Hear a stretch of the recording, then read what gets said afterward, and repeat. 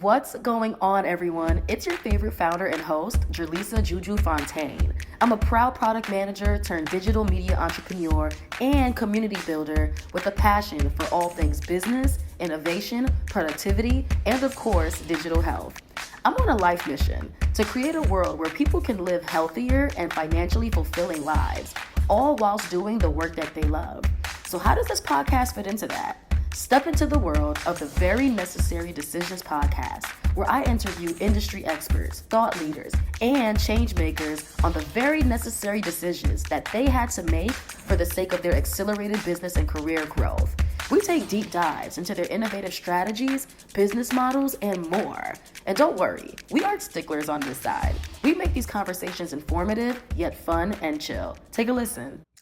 What's going on, everybody? Welcome back to another episode of the Very Necessary Decisions podcast, where we have a whole lot of conversations about career growth, business growth, and just overall personal growth, development, and acceleration. Today is actually very important because I think that typically when we have guests, we do spend a lot of time talking about the professional part, talking about the business part. But I think it's really cool because the person that I have here with me today, she's also really big on the personal part, right? So let me just tell y'all why. Today I have with me the lovely Erica Knox. She is a corporate communication and social impact leader at BET Media Group.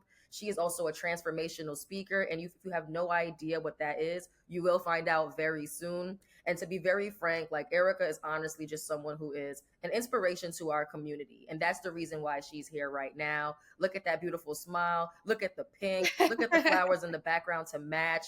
Like Erica just really came here ready to bring the joy and just really kick off the start of your day. And if you're listening to this at night, putting you at ease before you go to sleep. So we have a lot to talk about today, just to kind of give you guys some topics of conversation that's going to take place. We'll be talking about corporate climbing, right? For a lot of you who have been tuned in so far, most people that we've spoken to have been like building their businesses in the tech space, in the media space, and career advisory space. But something that we haven't spent a lot of time talking about is this concept of corporate climbing. Like the reality is for most of us, when you land your first, second, third, whatever role it is in corporate, the goal isn't to stay at the same level. The goal is to climb, is to get that whatever title, manager, VP, etc. title. So I think it's really cool that Erica will be able to kind of give us some insight into what do you need to do? What do you need to show in order for you to get that next thing that you're looking for at your company? And at the same time, not only is she a 9 to 5er, but being able to describe what she's doing outside of work and why that line of work is so important and so impactful. So I can go on a whole rant about Erica because I really do see what she does. And I think it's very important. But I think there's nobody else in this world who can give you guys more insight into who Erica is than Erica. So I'm going to get mute and I'm going to say to you, Erica, I know who you are. I admire you. I appreciate you. But tell everybody who's listening, who are you and just where you're from, and just tell us anything about yourself. So, hey everyone, my name is Erica Knox, but my real people call me EK the Mogul. And thank you so much for having me on this podcast. This is super amazing talking about necessary decisions because in my upbringing, I had to make necessary decisions to become the mogul that I am. And so, I am just a girl born in Inglewood, California, raised in Brooklyn, New York, but I've lived all across the world. And so, I call myself a wealth of wisdom and a woman of the world. And at BET, I work in corporate communications and social impact. And every other minute beyond my 9 to 5, I am a transformational speaker and coach, helping people to unlock the barriers on their mental capacity to help them to really own their story, own their gifts, and use them to really impact the world. And when I say world, I mean global, national, not just the communities that we live in. So that's a bit about me. That's what I spend my time doing the most of. I'm really big on community, really big on the mogul mindset, and also really big on just having fun. Enjoying this thing called life while we're here, because the legacy that I want to live is not just work, work, work. It's also impact, it's also community, it's also love. So, embedding all of that in all that I do is something that keeps me happy, joyful, and also, making my mark at all times, every day. And I really love that. By the way, I'm gonna be very invasive and annoying, but like if you can move over a little bit, I want them to see what the that flower set says, right? It says Oh, made the yes. cut collective. And she and I Yes. both left that out, by the way. you don't know what that is, please go follow it on Instagram. We both forgot to mention that, like, Right, right. Erica also like produces events, right? She produces Hmm. spaces for people to thrive. So just really quickly, can you shine light on what Made the Cut Collective is? Yeah, Made the Cut Collective is a community for moguls in the making. We equip, inspire, and empower these moguls on their journey through corporate America, entrepreneurship, overall community building, and create a safe space for us to really heal so that we can show up as our real selves. So that's what Made the Cut Collective is. We do a couple of events a year, really exclusive, to really keep our community full of integrity, impact, and influence. And for better lack of words, we be having a time. And we do so with impact. So that's just, the best thing in the world. No, I love that. I had to make sure we addressed that real quick. I was like, wait a minute. Now I was both forgetting to put that in there. Like that can't get left out because like the Right. things that she does is so admirable. And I think the good thing about it is, to Erica's point, it truly builds community. And if there's one thing about HuCapital is we're really big on community. So once again, Yes. Erica, shout out to the work that you do. You're making Thank fulfilling you. impact. And we're gonna get into all of that right now. So let's get into it. Let's get into it. Let's get So into first it. things first, people hear and see this thing called corporate communications and social impact. And to be frank, these are technically two different things, but they work really well together. So if I came up to you as somebody who's just curious about the media industry, and I came to you and said, what the hell is corporate comms and social impact? What do you say to someone like myself? How do you describe that industry? Yeah, I describe it as two things. One, I do a lot of storytelling. I tell the stories of our BET executives and how amazing and impactful they've been able to be, but also as it relates to the 40 plus year legacy of BET. BET, as we know, has been a very Black serving brand. We were Black owned, and a lot of, like, 85% of our executives now are people of color. And so their background, the diversity of thought, of ideas, of creativity, we're not void of that. We have so much creativity. And so being able to tell the world that story in different ways across 40 plus years is honestly a skill. And so that's the corporate communication side, is really getting out there and saying, hey, this is the ecosystem that we built across digital platforms, streaming platforms, music, everything that you can think of. We broke someone or something into the industry, from the ad sales industry to new musicians and artists. So that's our strong point. And then the social impact is being one of the largest Black focused media groups. You have to impact the community that you're serving. Black people are disproportionately impacted by everything: mental health, financial mobility, economic health. Like, we are just plagued. And there are so many systems that are set up against us. So having BET be here and me to be able to support this community, I'm able to use my creative genius to come up with ideas to help our community regarding, like, mental health.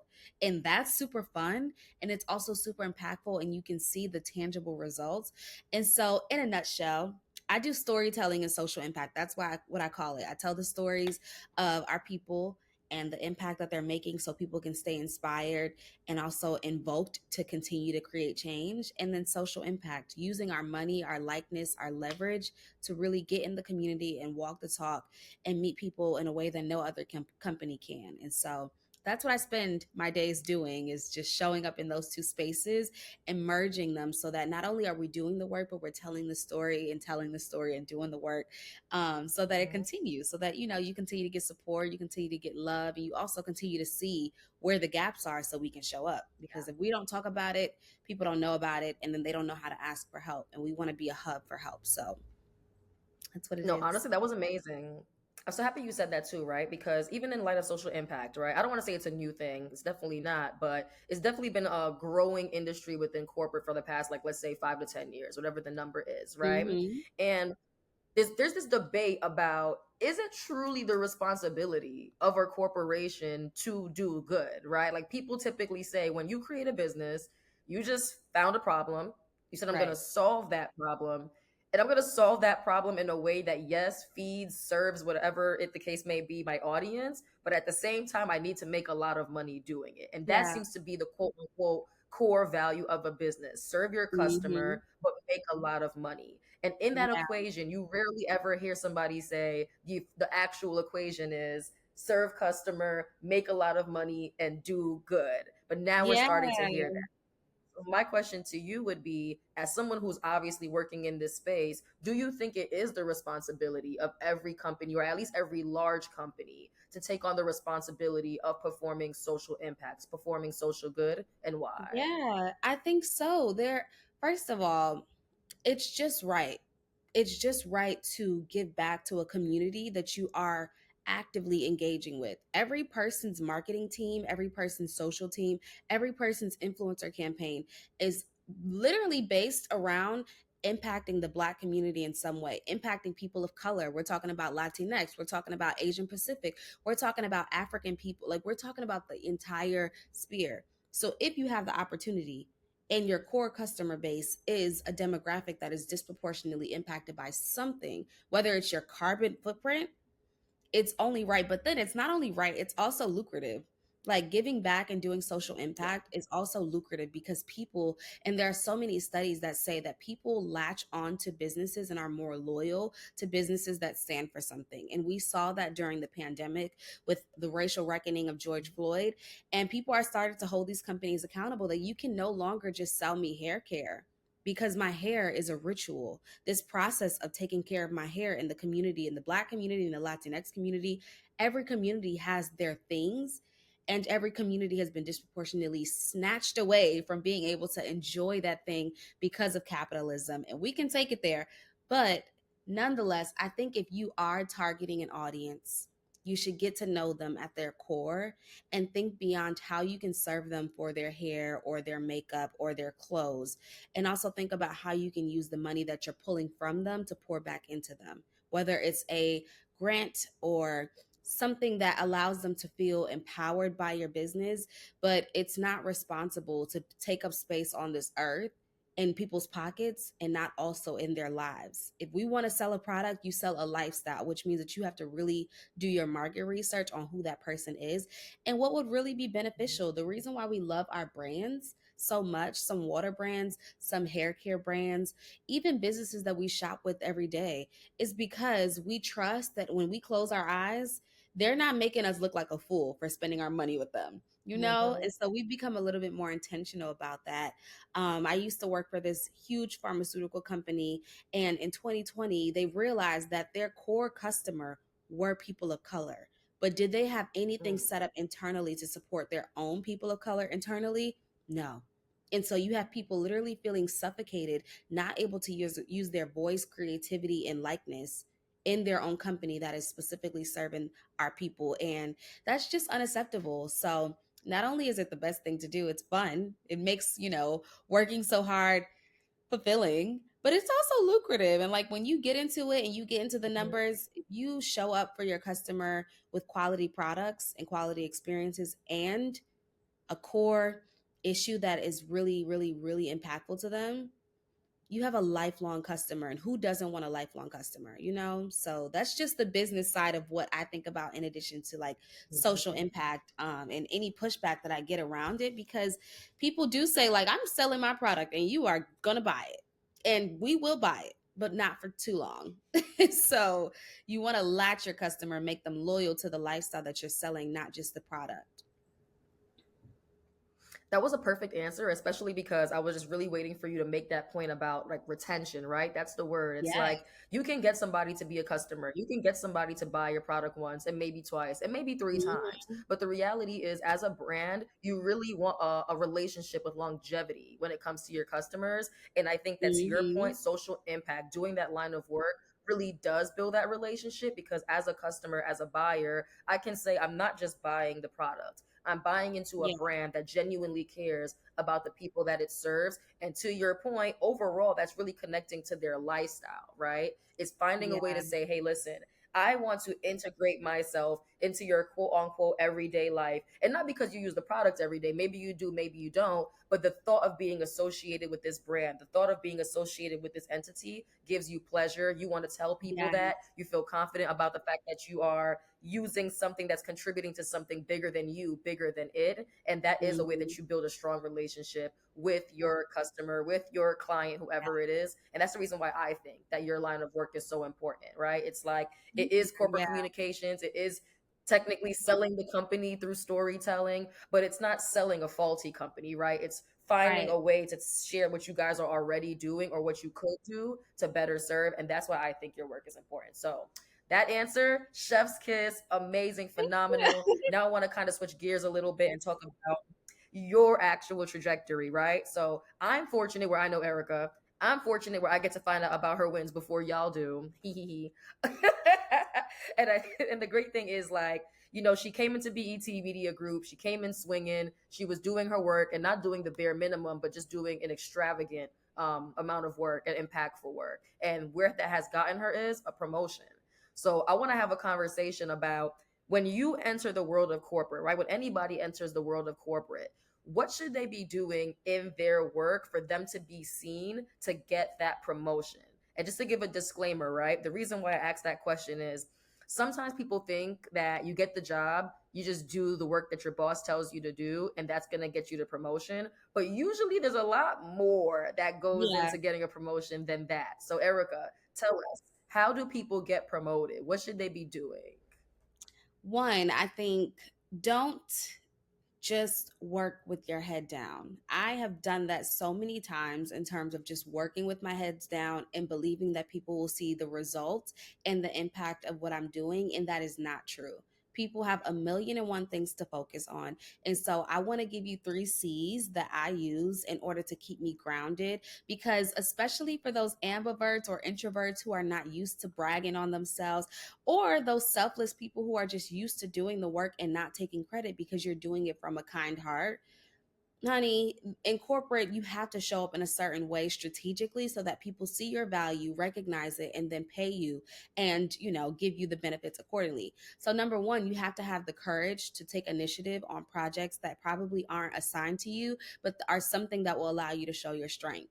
I often didn't realize that this was a gift and a skill to take the courage and take initiative and put myself on projects and in people's world in a way that they immediately see the benefit of having me around. They immediately see that my inquisitive questions lead them to deeper results. They immediately see that the reason why I'm able to be so passionate and hands on and thoughtful really helps them to dig deeper into the impact they're trying to make. When you show up with courage and show that you are an asset, people not only embed you into their life, but they embed you into further things down the line. And so taking that initiative and going beyond your job title sometimes does pay off. Now, I'm not saying to work 1,000,001 overtime hours to burn out. I'm saying strategically placing yourself in a way that people can see your strengths, because not every job title allows your true strengths to shine. And I will say that starting out as an intern in my career didn't allow my true strength to shine until I got into the position that I am now, where I'm able to show both sides of my skills and how they hone in together. When I was just working on social impact, it was beautiful, it was amazing, but I didn't feel like all of my gifts were being used. And so having the courage to say, hey, I'd love to work on that project. I'd love to shadow you on this so I can learn about it. And so, secondly, collaboration. Collaboration puts you in a space where you can either hone in on everyone else's gifts and allow them to shine, or to show leadership that you're able to manage teams and relationships and strengths and weaknesses. When you're able to show that, people know that they can trust you with the largest project that's going to make the most impact, because you easily identified everyone else's strengths. You put down that EP, the ego and the pride, in order to pick up collaboration, and you got the job done accelerate. And so not only is everyone else able to shine, you're also shining because you put everyone else in a position to shine. You brought that out of everyone so that the company can benefit. That to me is fire. And when you show that collaboration, companies have no choice but to give you the baton of leadership and impact, and also to give you your flowers because you've done something by empowering everyone.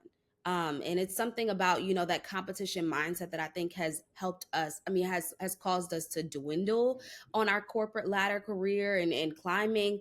But collaboration is more lucrative than competition. Okay. When you collaborate with someone and Mm-hmm. you pull things out of your teammates to help the greater good of your company, leadership sees that and knows that they can trust you in a way that they may not trust anyone else, because you have to handle conflict, you have to handle conflicting ideas, you have to handle people's, shortcomings and cover up for it. So they see all those things. They don't just see that you rally the troops. They saw that you handled all the difficult things too, and you still got to the goal. And so that just shows, all of your soft and hard skills in one thing. It's my favorite thing ever. And then lastly, compassion. Compassion. Um, I don't want to promote that you should climb the corporate ladder by stepping on people's toes. I will never say that, because one, that shows that you don't truly believe in the value of who you are and what you bring, and you feel like you have to trample on someone else's light in order to shine your own. I will never promote that. What I will promote is compassion and building a community of trust within your workforce or within your community, your team, that shows that you are not only confident in what you bring, but you're confident that you can bring only that thing. You're the only one that can bring that thing. And so when you bring compassion, you open doors for people to be honest with you. You open doors for transparent thought. Conflicts arise, yes, but you open doors for new things to happen, for new ways of doing things. Maybe you guys have done things the same way for 10 years, and this time around, you're like, you know what? I want to bring in compassion. All cards are on the table. What's not working? What's just not working? I know we have our egotistical way of keeping certain systems, but what systems need to be reneged? That is when you build a new workforce, and new impact, new levels of impact, like really pushing past the ceiling that your company or your community has always hit. When you bring that compassion, because not only are you saying like, I see you and it's not easy, but also I'm willing to help you with this problem. So let me know the problem. Don't be afraid to share that. And then let's get it. And those three things I think are, the unorthodox mogul mindset keys to climbing the corporate ladder, because I've never stepped on a toe. I've always kept the door open, but I've always claimed my spot. And it's always been my spot because I saw it uniquely in a way that no one else could. And so, compassion, Now courage, and collaboration. Can't go wrong. that was a gem. That was a gem. And I had to write that down, by the way. Like she just mentioned, I'm glad that you kind of summed it back up, right? Like these 3 C's that you need to pursue, that you need to execute Mm-hmm. on in order for you to get that promotion. And the 3 C's does not include keeping your head down, like she said. It includes courage, collaboration, and compassion. And then to your point, and you literally just said that, and I'm so happy you did, is just seeing yourself in this thing that you want, right? It's like, people always Yeah. say, like, look in the mirror and you'll see who you are and blah blah blah, all this philosophical stuff, right? But the Yeah. reality is, if there is something that you don't possess right now but you want to possess it in the near future, you really need to be thorough in envisioning yourself in that spot, in that thing that you want. Yeah. And you did that, you manifested that. I'm so grateful. It's So been such a journey, but having awareness of your value proposition, like if we're talking technically, having mhm. awareness of your growing value proposition and the way that you solve problems uniquely is fire. It's a game changer. Yeah. No one Yep. will ever tell you your value proposition. You have to be so keen and so aware of all of the wisdom, the experiences that you've gained, all the conferences that you've gone to, and what you've gained from those experiences from your network, and then tally it down and then price it and package it and sell Yeah. it. And that's the Yep. way that Yep. you get new things and new opportunities that maybe didn't even exist before, is when you stay aware and you keen and you give yourself your flowers consistently. That doesn't mean you don't hold yourself accountable, but you also have to give yourself your flowers frequently in order to even see what garden you're growing. Absolutely. And it's listening to you talk about this garden that's growing and watering your flowers, and there's flowers right behind you in the Made Collective box, and it's like it's all just piecing together. But no, that was It honestly really is. amazing. And It's not. just like one more question. And Yeah. then just like one more question regarding like this 9 to 5 world, this 9 to 5 life, right? People talk about like mentors and sponsors and all that stuff. And I just want to know, like, can you break down the difference between a mentor and a sponsor? Or can you at least just like walk us through if you have a mentor that's helping you, I guess, work the room and just work this industry that you're in? Yeah, I love the two differentiations. I think in my own experience, a mentor has been a couple of steps ahead of me. A sponsor is several steps and blocks and ceilings ahead of me. And so the mentor helps me to shape my mindset. The mentor helps me to shape my immediate next steps in my 4 to 5 year plan. My sponsor tells her friends and her people why I deserve to be in the position that my mentor has prepared me for. So they work hand in hand. I think you have to have two separate people. You have to have someone in the position to immediately put you on, to immediately speak your name in rooms and say, Mhm. without a doubt, if you don't see any resume of that woman, she's qualified, she's confident, and she's equipped. Now, the mentor has got me to that point of being qualified, confident, and equipped. And so they spend more time with you. You might have your mentor weekly, monthly meetings where you guys set specific weekly, monthly, or quarterly goals in order to achieve the thing that you're aiming for, whether it's a mindset thing or it's a business thing. And then your sponsor is in those active rooms that you want to be in and speaks your names and plants those seeds and lets people know that when you get into the room, you're qualified. So I think those are the two differences between those two things.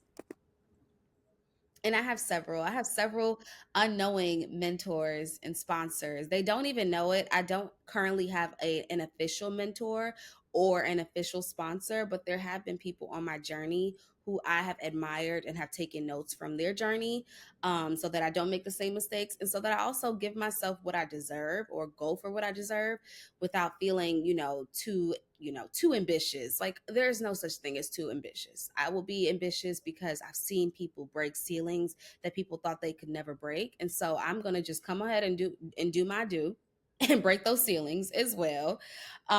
So I think those two differences are really important to have both. And, it's easy to identify those people the more that you dig deeper into what you truly want.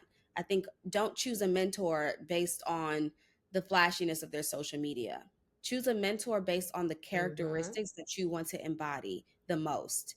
You choose your mentor based on character traits that you feel like you're lacking in and that you want to excel in, because by nature, whatever they speak to you and whatever they pour into you or whatever activities they recommend are coming from that character. Your sponsor, on the other hand, has accomplished things that you want to accomplish or has done things radically in a way that you want to do things radically. And so you can always gain insight from them on those things as well.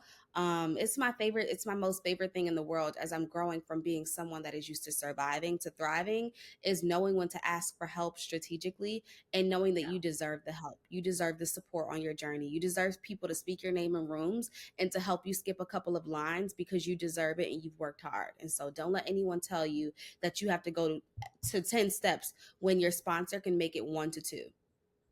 As long as you show up equipped and you get the job done, you don't have to do the 10 steps. You can do the 2. Like, what are we wasting time for? What do people go on a journey of necessary decisions for if they're not going to pass the baton? Okay. And so we have to take That was advantage a of those. bar. Well, that was a whole bar. Like Sis really said, hey, listen, if you want to, you can take the 10 steps to grow, Sure. but Like, you and really sometimes don't you have do. to. And if you play your cards right, you can find a sponsor. You can find right. Yeah. Sometimes you do have to. But if you don't, if you do have this person in your life who is willing to once again like speak your name in these rooms and speak light in Yes. what you do and the impact that you have and who you're going to be as a leader, or as a growing leader, excuse me. And to be able to have this person take you from 10 steps to 2 steps, I think that we all prefer the latter. So it means really invest your time in nurturing relationships with people who are senior from you, and just Yeah. people at all different levels, of course, in general, but specifically for a sponsor, someone who is way Yeah. more senior than yourself, so that they can indeed be that person in your life. And you broke that down perfectly. And once again, even in the way that you speak, this is why they're catching on. They know why you're a transformational speaker. Like, you're literally giving them all the gems on how they need to carry on through life professionally. For now, we're going to get into the personal soon, but professionally, for them to really grow and accelerate everything that it is that they want to do. And that was really good. So I got to give you flowers for that one. And it's so funny. I keep saying flowers and all the Thank flowers in the back, you. but there it is. so It so keeps we're making gonna change sense. drift a little bit. No, of course. So we're gonna change drift a little bit, right? We have the opportunity to dissect like your career, right? This corporate comms, social impact, PR-ish career. We're talking about mentorship and sponsorship and corporate climbing and these amazing three C's that I'm gonna spread the word about. I think it's phenomenal, right? But this next thing is you're not only your job, right? You have this overall mission where you want to inspire people, you want them to live fulfilling lives, you want them to have a mogul mindset, you want them to be well. And to do that, you do this thing called transformational speaking. So give us an understanding of what makes someone a transformational speaker and why does anyone need to even care about a transformational speaker?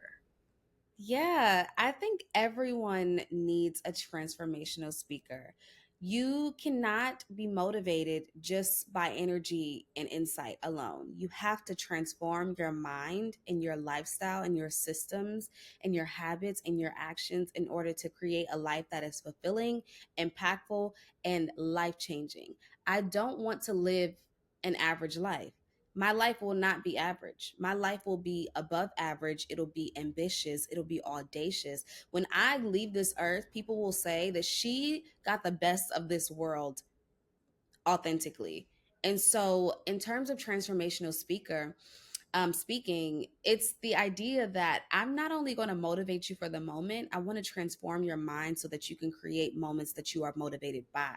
And so in your life, you are completely motivated by the way that you've overcome obstacles. You're completely motivated by the way that you've continued to create new things and new ideas and execute them at scale. You're continuously motivated by the community that you've built, but that doesn't come by being motivated by a minute. That comes by transforming your mind to set up systems, actions, and behaviors that reflect the life that you want to live. And so I love the motivational speakers. Those are my girls, those are my guys. But in transformation, I'm here for the longevity. I'm here for the person and the person that you are becoming. I'm here for the mogul that is in sight, not the mogul that's just in the making. And I'm committed to the process of equipping people along the way to break those self-portrayed limits in their mind to really create the life that we want to live. There's so many ways that we put limits on our own selves, and in transformational speaking, my number one goal is to break that ceiling within your own mind, is to break you out of the mental barriers that have stopped you from living an above average life. And sometimes that means accountability, sometimes that means inspiration and showing you things across the world that you never thought possible. But then sometimes that looks like tactical things like, what self-limiting thoughts are stopping you from going for your ambitious dreams? Why can't you execute? Why can't you finish a plan? Why can't you finish and see it through? Because there are limiting beliefs that are in you that have to cease. And so it starts from really going to the root of the plant in order to really thrive and flourish into what we're aiming to be. And transformational speaking is my favorite thing in the world. I love to just plant seeds in people's minds. Even if I don't change your mind today, transformation means that I'm willing to plant a seed once, twice, or three times and water it over time because I believe in you and I want you to believe in yourself. And so it's everything to me. And it's been a beautiful journey to even own my own voice, to own my own story, and to see it as something that can plant wisdom Mhm. and actionable, audacious steps in someone's life. That is something that I'm so, so grateful for. This journey has been amazing, and I can just see it transforming people's lives and them transforming their own. I don't even have to do the rest of the work. I just have to get you to a Yeah. point of seeing the answers that live within you. You have several questions on why you can't finish a project or why you can't show for yourself, why you didn't get the raise. And the answers live within your habits, your systems, and your beliefs. And once we get to that, you're a done deal. You're a game changer. You're a mogul. It's already there. It just has to continue to manifest in your actions, your behaviors, and everything else that you do. And that to me is just, it's everything. So I'm passionate. But honestly, you don't even have to end off saying you're passionate. Like they literally heard the passion all throughout your explanation of what a transformational speaker is. And personally, I do think that there's a lot of substance and there's a need for transformational speakers. I think that everybody Yeah. deserves some motivation. I think that a lot of people know that when you go to church, if you are spiritual or religious, you go to church, Hmm. you engage with your congregation, you have access to a pastor, this person is preaching things that speak to you, right? but church is typically like once a week.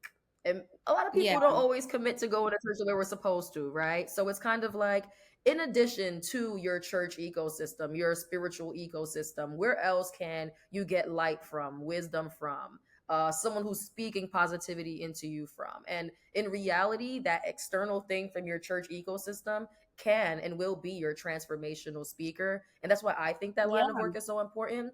And when I listen to you speak and just knowing you in general, right, I think that what you theme really well in this line of transformational speaking is this balance of being well, right? Establishing the power of wellness, but also maintaining Yes. and balancing this mogul mindset, this business Yeah. mindset. What do you tell people who feel like they're struggling with being both? Like, how do you pursue that in transformational speaking? Yeah, one, stop chasing balance and start chasing harmony. Balance is not ever going to happen. You are not ever going to be able to pour 30, 30, 30, and then the remaining percent into something. It won't ever be 50-50. But what it will be is strategically being aware of your life and where you need to pour into. And so I realized that sometimes when I'm not showing up in my business, when I'm not showing up in my corporate space and I don't feel confident, it's because in my wellness, I'm lacking. And so that is when I take a step back from from striving for new things and pushing a door that is locked in my corporate space. I take a step back and I think about, what do I need to be mentally well to feel confident and equipped to show up in this corporate space? Why am I not showing up in a way that is innovative? Does my voice feel stifled? And that's vice versa. And then sometimes realizing when I'm going too hard in the paint at work and when I'm doing too much and I'm working too many hours, that means that I'm not setting boundaries. And so it goes back into the wellness space of thinking about, what boundaries do I need to be setting? How can I delegate better so that my mental health is still a priority while I'm still thriving and hitting those KPIs? And so it's a teeter totter of harmony. It's a delicate dance between the two of grit and grace, and knowing when to show up and push yourself to new limits, and when to be really strategic in how you're delegating and using and leveraging all of your team, but also knowing when you need to take a step back because you are nearing burnout. And if you can't be anything for yourself mentally, you cannot show up in that boardroom and sell anything or pitch any idea if you have not given yourself the affirmation that you need and the equipped, the actual thing that you need, the information, the research. So you need both. I can't walk into a room with just research. I will sell and Hmm. pitch an idea with research and confidence. And my confidence comes from Yeah. prioritizing my mental wellness, and my research comes from, doing the work.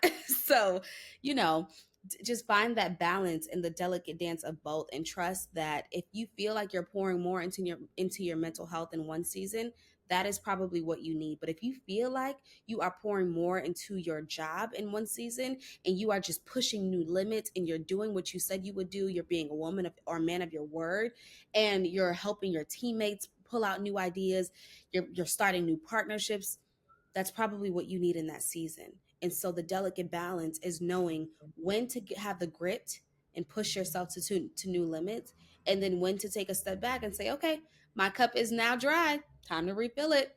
Hmm. And now time to pour into new ideas, new partnerships, and then time to fill it again. It's just the harmony. It's the harmony. But chasing balance will leave you forever chasing something that's not realistic. But when you find harmony in your unique lifestyle and give your company and yourself what you deserve and need, I think you'll be pretty good. I think you'll be pretty fine. I think so too.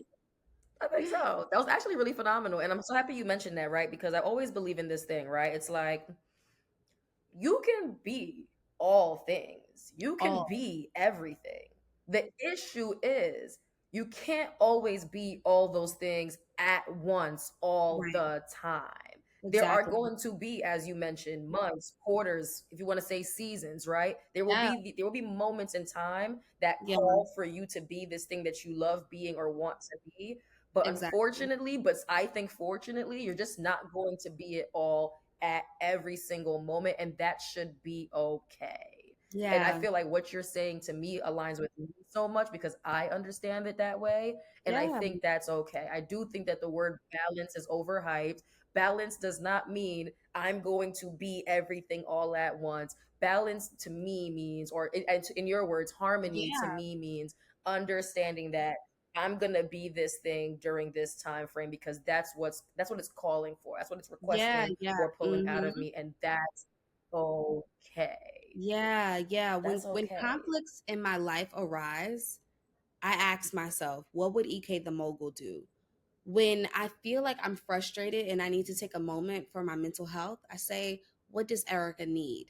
When I'm transitioning from Mm-hmm. helping and preparing my executive for her speaking engagement, I'm thinking research, insights, and confidence. How can I equip you with those things? You have all of the insights to speak on the company, you have all of the research of the latest trends, and you have an affirmation that you are the best leader.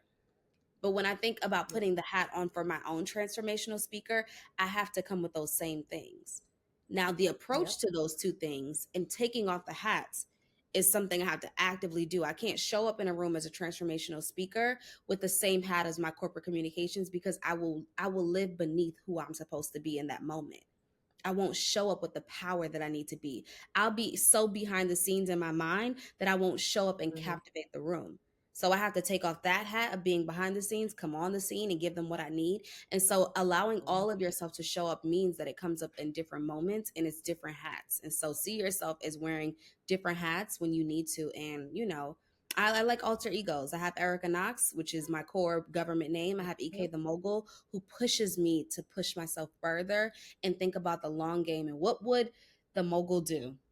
The mogul who is already successful, who has already created impactful partnerships, groundbreaking moments in this world. What would she do? How would she react to this conflict or this work, conflict, or how would she react to that? But then when I need grace, what does Erica need? Do you need a powwow? Do you need therapy? Do you need a coach to walk you through the steps of the barrier that you keep on hitting in your mind? And then equip yourself with that. And once you have those things tactically, it's really that tactical. You can allow the feels to feel during those moments, but it's really that tactical and Mm-hmm. actionable that you can change your life and your mindset and your scope of, impact. So, Powerful. That was phenomenal. And then it also makes me think to myself too, right? Because you have your 9 to 5, you know what industry you're in, you know what impact you're making, this groundbreaking impact that we all love and admire so much, but you still chose to be a transformational speaker. And now you have a lot on your plate, but all very fulfilling things on your plate. yes. And it makes me wonder, and I'm going to be very extra with this one, right? It makes me wonder, what was the very necessary decision that you had to make to even tell yourself, I should be a transformational speaker? I have it in me, and I want other people to know that what I want to put out in this world is meaningful, and they should see me as somebody who's doing that well. What was the necessary decision you had to make to do this thing? Yeah. The necessary decision that I had to make was very mental. A couple of years ago, I had to make the decision to become my biggest advocate in terms of transformational speaking, in terms of corporate America.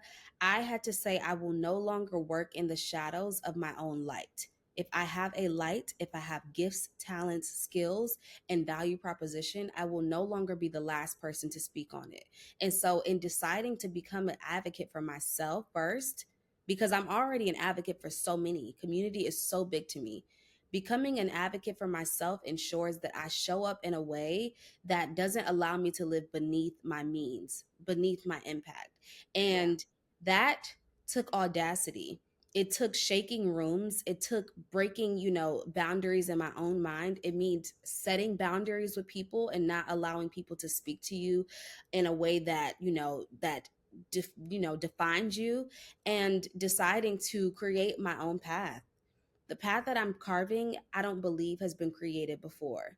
And so when I decided to become a self advocate, I had to know that the path that I was creating in corporate America and transformational speaking and community building was not going to look like anyone else. And so I had to decide to become the blueprint.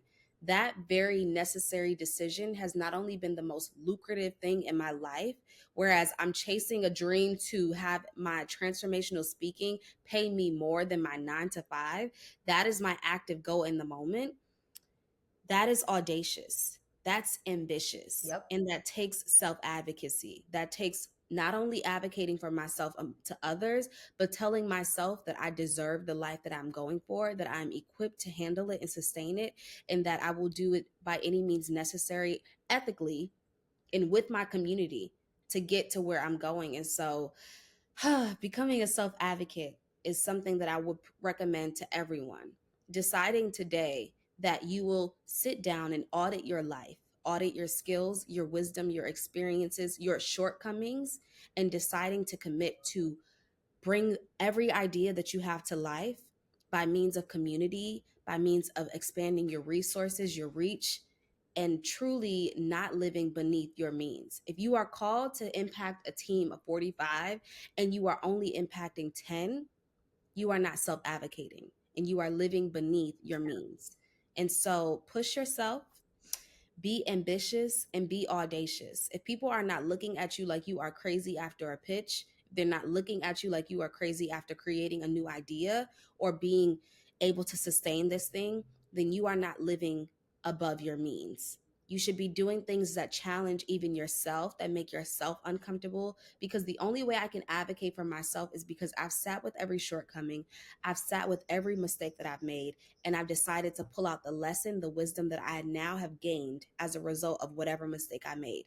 And so anything that I have done in the past has not only equipped me further, but has made me the person to be able to do this blueprinted life. And that is just something that I'm willing to die on any hill for, because Mm-hmm. advocacy is not only external, advocacy starts from within. And so that decision to do so has shaken a couple of tables and ruffled a couple of feathers.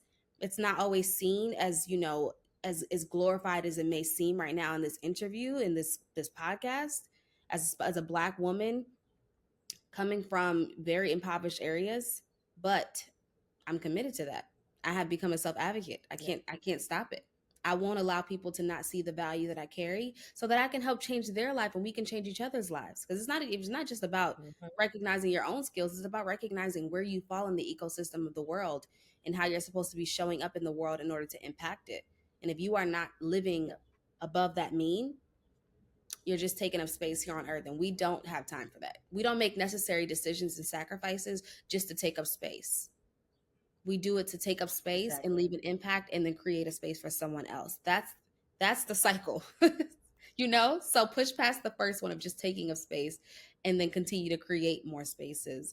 So long-winded way of saying, root for yourself, root for your people, and do it actively, not just passively. So That was so fire. And like, I like how, to your point, right? It's not about just like what's happening in the moment, but it's like how you're creating a lane for yourself over time, right? Like nothing yes, for an ambitious person, for somebody who wants to make change, for somebody who wants to make mass impact, nothing that you do, nothing that you plan for should or can be temporary. Everything right. that you pursue needs to be with the thought that there's going to be impact with longevity, and a lot of Yes. people are going to feel or benefit from this thing that I'm doing. Otherwise, what am I doing? And I Yeah. think that I think you explained that very well for someone who wants to have that mogul mindset, for someone who wants to have that harmonious pursuit of having both wellness and the mogul mindset, for a person who has to make the very necessary decisions to tap into that Yeah. mindset and see things through, right? I think that you do a good job at making people feel empowered to do those things, especially if there's somebody who wants to be the same thing for others. Like I see Erica, being one day like the transformational speaker of all transformational speakers, right? Because Thank just like you. a therapist, right? Like if I go to a therapist, the reality is my therapist should have a therapist, right? So Exactly.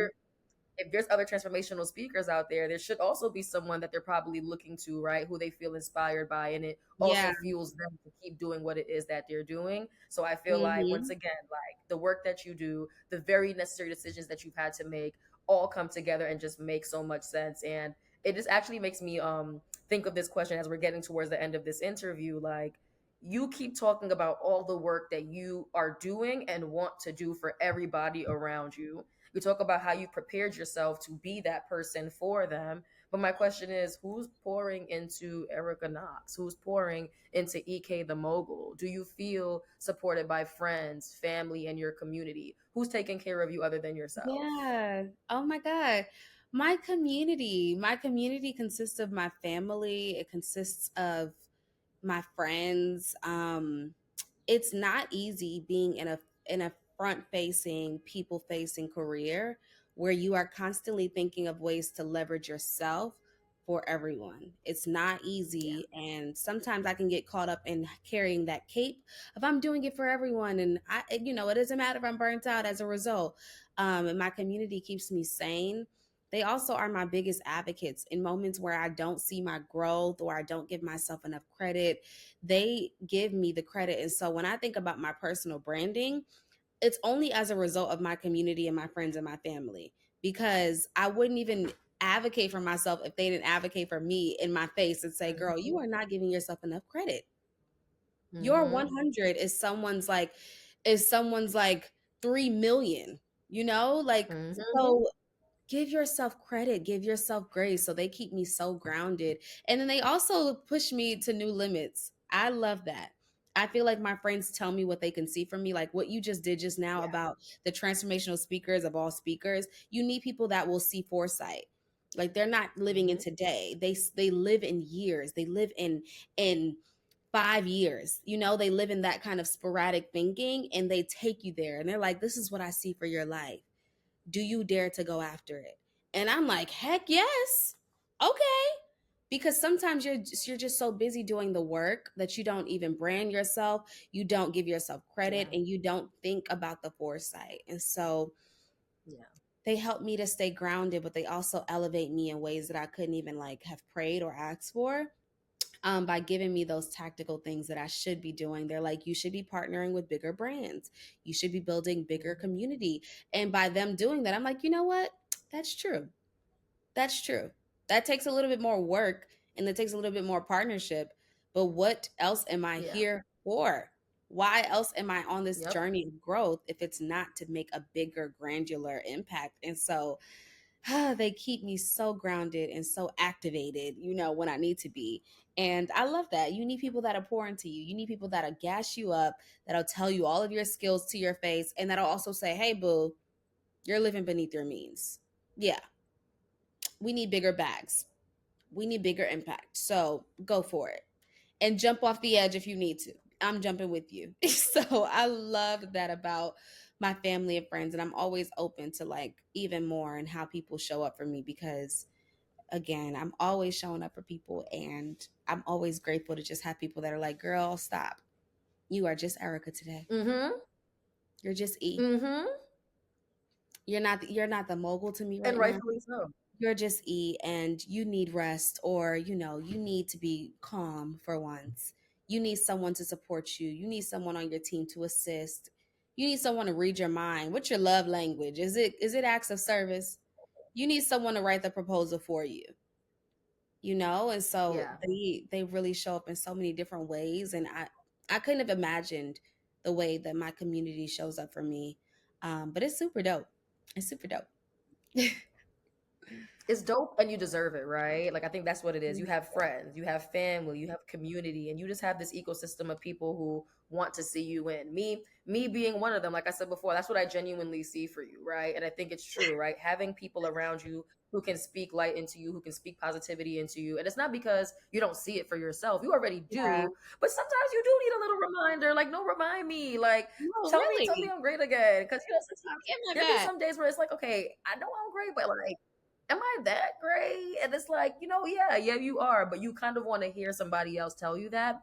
And yes, in general, anybody telling you that is great, but it feels a lot better when it's coming from some Mm-hmm. people that you love, cherish, you care for, you Yes. admire, whose opinion matters to you. I know people always tell you, oh, F everybody, don't care about what they think. Right. Yes, but if I genuinely love someone and I care and cherish for them, I do kind of, care about what that person thinks of me. Like that person to me, like Yeah. my anchor in life is my dad. I care if my dad thinks I'm a good person or a bad person. I don't know if Right. I believe in this. Who cares what And it people keeps you think? Like, anchored. It but keeps you anchored, like you said.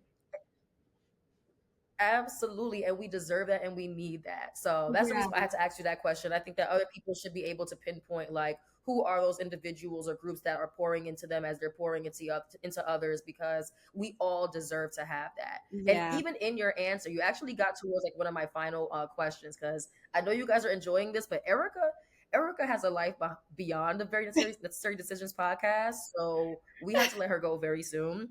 But you did actually highlight this term of personal branding, right? And I know that you're really good at that. Can you just give everybody listening like three core tips for whatever it is that whatever Yeah. framework you have? What are some core things that people should think about when developing a personal brand? Yeah, I think the key is to really identifying your secret sauce. But I mentioned like value proposition a lot. I'm just talking about your secret sauce. I'm just talking about the unique way that you show up in the world that allows people to feel seen, appreciated, and heard. And I think number one is, like I was saying, that awareness of your value. You have to give yourself your flowers. You cannot have a personal brand without saying, what is it that I bring to this world that's unique and different? And then also, you have to have audacity. You got to be willing to be seen. I know that our generation is so afraid to be perceived, but you have to be willing to be seen trying, willing to be seen pitching, willing to be seen creating new things, building from the ground up. And so, in terms of personal branding, you could either have a brand that is completely polished or that shows the mogul in the making. And I chose the latter. I think that's what really builds community around your personal brand. Um, and so those two A's, I would say, I'm missing another one, the advocacy. Yes, yes. And personal branding, you can't have awareness and audacity without advocacy, without advocating for yourself, and for what you need in order to show up. So if I need a team, my personal brand will speak that I deserve the team, and that with you all investing in this vision, we will create an impact. And so I really believe in those three things, but nonetheless, being authentic is at the core of all those A's. If you Yeah. are not authentic to Yes. yourself, to what you believe in, your core values, what are you standing for, all of it can go in the trash. You have to be authentic about what you care about. If you're the only one that cares about environmental science, be that person. If you're the only one that cares about transformational speaking, be that person. If you're the only person that cares about poetry and writing, be that person, so you can attract your community, so your brand is built on something that will last forever because it is embedded in you and not embedded in a trend. And so those are some things that I would really recommend. And it starts by being social. It starts by getting on social platforms, Mm-hmm. whatever your favorite one is: LinkedIn, Instagram, Twitter, YouTube. Figure out what your thing is. Is it speaking? YouTube should be your go to. Instagram should be your go to. TikTok should be your go to.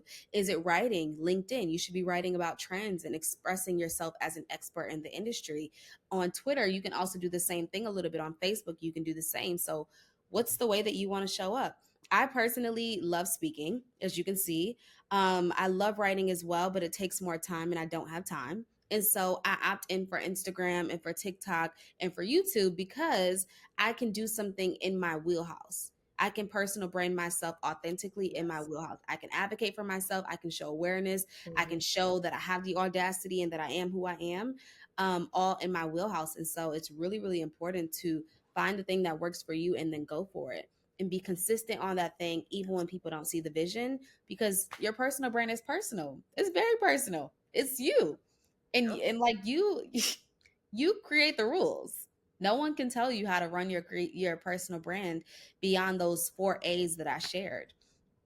And so once you have those A's and you have that mindset to go into it with the awareness, the audacity, the advocacy, and authenticity, honestly, you are set up for success. It's just about the platform you want to apply for. That's that's easy work, So think about it, be Yep. consistent, and show up even when the world is not watching, because it pays. I'm telling you. That motherfucking part. And I love how Erica has a framework for everything, right? Like she has a framework for corporate climbing, right? Getting promoted, etc. That's her 3 C's. And she also has like another framework, which is like the 3 A's, right? All about, Yeah. once again, establishing your personal brand and being seen as a thought leader and seen as somebody who is special, right, in this world. And I think that it's very important to have people like that who can break things down in a digestible way so you can go ahead and find new ways to maneuver in this life. So Erica, that Yeah. was amazing. I have one final announcement slash question for you. Are you ready? I am ready. So In light of you all hearing everything that Erica had to say, if you enjoy listening to her on this podcast episode, you'll actually enjoy listening to her on several episodes. And where you will see that happen is actually not going to be here, sadly, but it would actually be in conjunction with another entity, another network. And this digital series that she will be on is called Two Things Can Be True. Yeah. So, Erica, my last question to you is, first of all, congratulations on Thank establishing your presence, establishing an entity and a platform to say everything that it is that you want people to receive. But I also want to know, like, how does a transformational speaker make money? Because I'm seeing you now taking on these new clever opportunities to really get your Yeah. brand out there. So we're nosy. What are you doing in your endeavors? Is it things like, getting this show that pays you in your work? How do you make the bag in this Yeah, space? yeah. One, that was an exclusive, so I'm going to leave it right there. I can't tell you anything further about the show that's coming out on July 8th. 2024. But in terms of how to make money as a speaker, there's so many ways you can go the higher education route. So I've taught at a university before, I've taught 2 classes before. You can teach courses, you can sell courses. Teaching at conferences, doing workshops, panels. So, all of those things you can kind of set your price and show your value. I think at this point in my career, I've showed my value enough in favors and showing up for my community, and so now I'm working on new ways to package my services and my frameworks, as you mentioned, so that I can begin to will continue to pitch. And so I think as a transformational speaker, there's so many. The industry is quote unquote saturated, so you have to package yourself in a way that's unique to your personal brand, and then pitch, pitch, pitch. If I want to show up in the higher education space, I have to go meet with those university presidents, those university deans and in academia, and really show up in that space. And so that's something that I've been able to do successfully. But also conferences and thinking of where your target audience is. I'll be launching my coaching services very soon. And so what I've been doing this year is really focusing on making sure that people know what I bring. They know at Yeah. first glance what framework. If I'm giving you a framework on a podcast, imagine what I do for your personal life, you know? Yep. And so really pitching yourself. And so that's how you make the money. Your voice is valuable and it pays. And so use it. Use your wisdom, use your knowledge, use your experiences. I call myself an experience expert. Every experience Yeah. that I have mastered. Everything. I've taken the lesson, I've taken the loss, and I've pulled it all together in a way that someone can easily digest, benefit, and apply to their life. And that's what life is all about. That's what transformational speaking is about, is just pulling all the losses and the lessons so that it's lucrative. And, you know, I do it and it happens, and you should do it too. If you feel like this is something that's for you and your voice is valuable and you feel like I just have so many great things to say, don't just say it, package them and then pitch Yep. them and then go get that bag in places that people couldn't have imagined and make it happen. I know that's right. So once again, Erica, thank you so much for that. Once again, Erica does have a life. She has to go. But if there's anything from this entire episode that I want you to leave with, and this is from a selfish standpoint, not a genuine one, is July 8th. Please do go check out her show. It's going to be called Two Things Can Be True. If you want to know how to find out more about it or even see it, in the description below, you will see like all of her social media accounts, so her Instagram, LinkedIn, etc. And just make sure you guys like follow her, yeah, and stay Yes. tuned for all that's to come. So, Erica, Yes. thank you so much for this very thorough interview. I feel inspired. I know whoever else is listening feels inspired. Erica, thank you so much, and thank you all to everybody who's listening right now. Once again, please follow Erica. If you need change in your life, if you need growth in your life, if you want to see acceleration in your career, this is the person that you want to hear from. This is who you want to be connected to, and this is the person that you stay close to so that you can succeed. So don't Oh my gosh. forget about Erica Knox, aka Alter Ego, EK the Mogul. Thank you guys so much, and thank you, Erica. Thank you so much for having me. This has been such an amazing time. Thank you so much. This podcast is truly going to impact so many lives and unlock so many minds. And I see it happening every day. And it's authentic, it's just what you do. And so keep doing you. And if you're watching, make sure you stay tuned into this podcast because every episode is only going to get better and better. Okay. You feel me? We'll see you on the next episode. I'll be Thank you, watching. everybody.